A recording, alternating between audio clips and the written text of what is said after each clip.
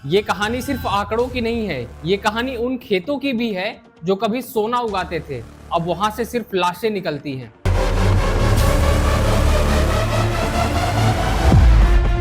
पिछले 25 सालों में 3 लाख से ज्यादा किसान आत्महत्या कर चुके हैं, यानी हर दिन कम से कम 30 किसान आत्महत्या कर रहे हैं। यह सिर्फ एक संख्या नहीं बल्कि पूरे सिस्टम का फेलियर है। भारत में 109 फसलें लगभग उगाई जाती हैं और सरकार केवल 25 फसलों की एमएसपी देती है, यानी ऐसे किसान जो उन 25 फसलों से कुछ नहीं उगा रहे हैं वो पहले ही एमएसपी के दायरे से बाहर हो जाते हैं। और मंडी ने 512 किलो प्याज का दाम सिर्फ 2 रुपया दिया और इसके कारण 43 साल के कैलाश नागरे, जिनको आइडल यंग फार्मर का अवार्ड दिया गया था 2020 में, उन्होंने आत्महत्या कर ली।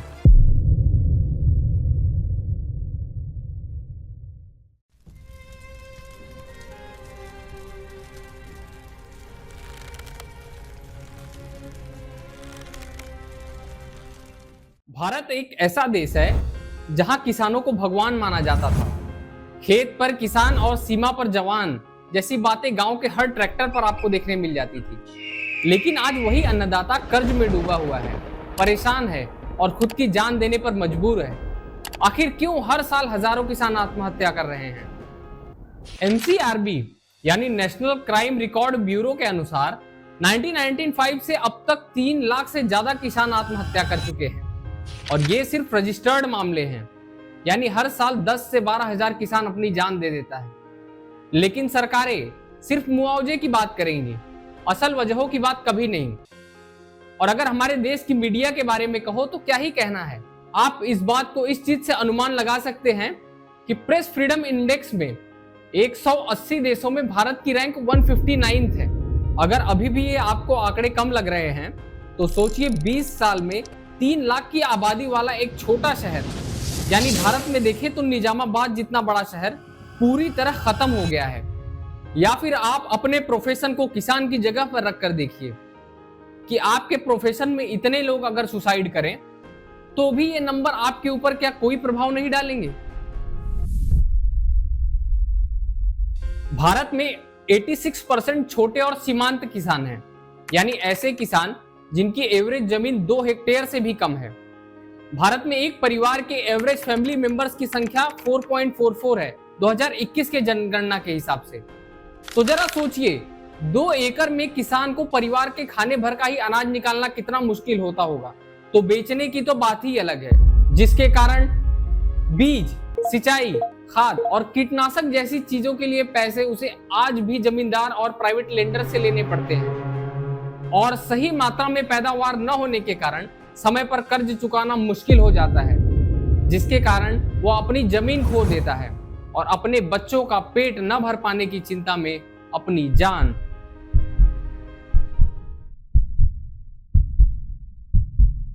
भारत में अगर 2015-16 तक की डेटा को ढूंढें तो लगभग 6 करोड़ किसान हैं देश में। और अगर आत्महत्या का सिलसिला यूं ही चलता रहा तो इतनी गणित आप खुद लगा सकते हैं कि आने वाली अगली पीढ़ी में अनाज कितने होंगे और किसान कितने बचेंगे। जहां अमेरिका और चाइना जैसे देशों के किसान हाई पावर ट्रैक्टर और जियो सेंसिंग टेक्नोलॉजी से खेती शुरू कर रहे हैं, और वहीं भारत के किसान बीज और पानी जैसी चीजों के पैसे न भर पाने के कारण आत्महत्या कर रहे हैं। और हमारे बच्चे कक्षा में निबंध लिखते हुए बड़े ही गर्व से लिखते हैं कि भारत एक कृषि प्रधान देश है। लेकिन अगर सिलसिला यूं ही चलता रहा तो प्रधान तो बचेंगे लेकिन कृषि खो जाएगा इस देश से। भारत की खेती आज भी पूरी तरह मानसून पर निर्भर करती है, लेकिन क्लाइमेट चेंज ने हालात तो यूं ही बिगाड़ दिए हैं कि क्या कहना। सूखा, बेमौसम बरसात, अचानक बाढ़ का आ जाना, इन सब का असर ये होता है कि किसान की मेहनत मिट्टी में मिल जाती है। और भारत में केवल 42% किसानों के पास फसल बीमा है, जिसको भी मिलने में इतना समय लगता है कि हम आप सोच भी नहीं सकते। एक बड़े टावर में कांच की बालकनी से एसी में खड़े होकर धूप की तरफ झांकना, हाथ में एक बड़े कॉफी का मग, कितना इंटेलेक्चुअल फीलिंग देता है। लेकिन उस बड़े टावर को बनाने में कितने पेड़ कटे होंगे, उस एसी से कितना क्लोरोफ्लोरोकार्बन यानी सीएफसी निकलता होगा, इस हिस्से का विचार हमें दूर दूर तक नहीं आता। और फिर किसी शाम घर में खाना खाते हुए अपने लोगों के साथ बैठकर हम समाचार देखते हैं और देखते हैं कि किसी राज्य के किसी जिले में सूखा पड़ा है, और खाते खाते हम भगवान को दोषी बता के खाने के साथ ही उस बात को पचा देते हैं, और गर्मी बढ़ गई है कहकर एसी को 16 डिग्री पर रखकर फिर सोने चले जाते हैं। और महीने की 1 तारीख आती है, हम विचार करते हैं कि राशन कितना महंगा हो गया है। अब आप खुद सोचिए कि क्या सच में भगवान जिम्मेदार है क्लाइमेट चेंज का? पिछले 58 ईयर से हम एमएसपी का नाम सुनते आ रहे हैं, और सरकारें भी सीना तान के प्रेस कॉन्फ्रेंस में कहती नजर आती हैं कि इस वर्ष के लिए फला फसल की फला एमएसपी इतनी तय कर दी गई है। और हमें लगता है कि चलो किसानों को इस फसल के लिए सही दाम सरकार ने तय कर दिए। लेकिन मैं आपको बता दूं, 2018-19 के NSSO सर्वे के हिसाब से भारत के केवल 10% किसान ही एमएसपी पे अपनी फसल को बेच पाते हैं। यानी आज भी लगभग 80 से 90% किसान एमएसपी से सुरक्षित नहीं है। खेतों से अनाज लेके जाने के लिए किसानों को अलग से पैसे भी खर्च करने पड़ते हैं जो उनके पास नहीं है, और तब वहां आते हैं मिडलमैन। सरकारें लगातार दावा करती हैं कि उन्होंने किसानों की 100% फसल को एमएसपी पर खरीद लिया है, लेकिन ये डेटा कभी नहीं बताती कि सीधे किसानों से कितना खरीदा है। नहीं समझे? समझाते हैं। किसान और सरकार के बीच में एक मिडलमैन यानी एक बिचौलिया होता है, जो किसानों को बहला फुसलाकर कम दाम में, या फिर उनके मजबूरी का फायदा उठाकर भी कह सकते हैं, कम दाम में फसल को खरीदता है और सरकारों को एमएसपी पर बेच देता है। दूसरी वजह, CACP जो एक गवर्नमेंट बॉडी है, यानी जो एमएसपी को तय करती है। ये बॉडी 25 फसलों के एमएसपी को तय करती है, जबकि भारत में लगभग 109 फसल उगाई जाती है। यानी वो किसान जो 25 फसलों के अलावा दूसरी फसलें उगा रहे हैं, वो पहले से ही एमएसपी से बाहर हो जाते हैं। और हम आपको बता दें, सब्जी या फल के लिए सरकार ने कोई एमएसपी नहीं रखी है हमारे देश में।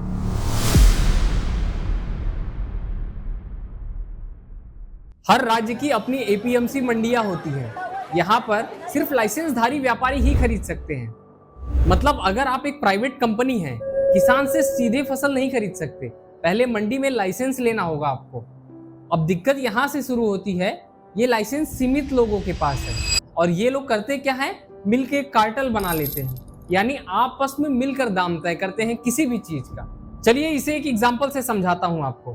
मान लीजिए आपने गेहूं उगाया है, सरकार ने तय किया है कि आपको 25 रुपए किलो मिलना चाहिए 1 किलो गेहूं का, लेकिन एपीएमसी मंडी आपको सिर्फ 10 रुपए किलो दे रही है, तो आप क्या करोगे? यही सवाल आज भारत के हर किसान के सामने खड़ा है, और जवाब है कुछ नहीं कर सकते। एपीएमसी एक सिस्टम बनाया गया था किसानों को बचाने के लिए, ताकि किसानों को फसल के अच्छे दाम मिले, एमएसपी लागू हो और खास करके दलालों से बचाव हो।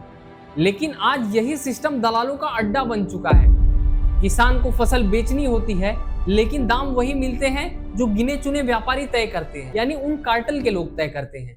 2022 में एक वाकया हुआ, 512 किलो प्याज, 70 किलोमीटर दूर मंडी तक का सफर, 4 से 6 महीने की मेहनत, और बदले में सिर्फ 2 रुपए का चेक। जी हाँ, 58 साल के किसान राजेंद्र तुकाराम चौहान, जो महाराष्ट्र के सोलापुर जिले के बोरगांव गांव से आते हैं। 1 किलो प्याज का दाम सिर्फ 1 रुपया। कुल 512 किलो प्याज की कीमत हुई 512 रुपए। उसमें से भी ट्रेडर ने 509 रुपए 50 पैसे काट लिए, ट्रांसपोर्ट, लोडिंग और तौलने के नाम पर।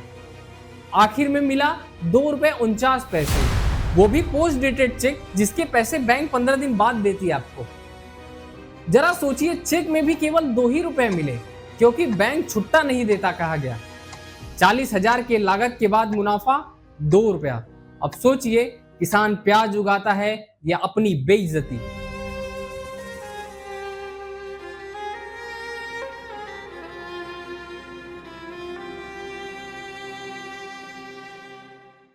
अगर आप अब तक सिर्फ कर्ज को ही असली वजह मान रहे हैं किसानों के आत्महत्या की, तो आप अधूरी सच्चाई जानते हैं। सच ये है कि किसान के खेत से ज्यादा उसे हमारा समाज मारता है।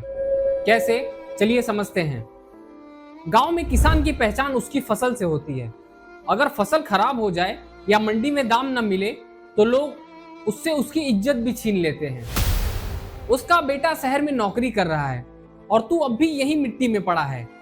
ऐसे ताने किसान को कमजोर कर देते हैं। जो इज्जत उसने जिंदगी भर कमाई थी वो एक सीजन की नाकामी में बहा दी जाती है। जरा सोचिए, जब बीवी के दवा के पैसे नहीं हैं, बच्चे की फीस भरने की आखिरी तारीख आ गई है और खेत से कुछ नहीं आया, तब उस किसान पर क्या गुजरती है जिसके मन की शक्ति इतनी बड़ी हो कि 144 करोड़ के देश के परिवार को खिलाने का हौसला रखकर सूरज से पहले उठकर अपने खेत में पहुंचने वाला किसान अंधकार की किस गुफा में गिर जाता है जिसकी उसने खुद कभी कल्पना न की हो।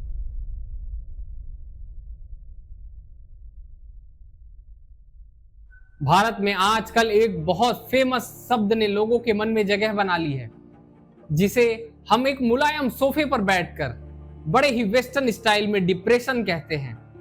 किसी सरकारी परीक्षा में फेल हो गए तो डिप्रेशन, पिताजी ने डांट दिया तो डिप्रेशन, गर्लफ्रेंड या बॉयफ्रेंड का मैसेज 1-2 दिन से नहीं आया तो डिप्रेशन।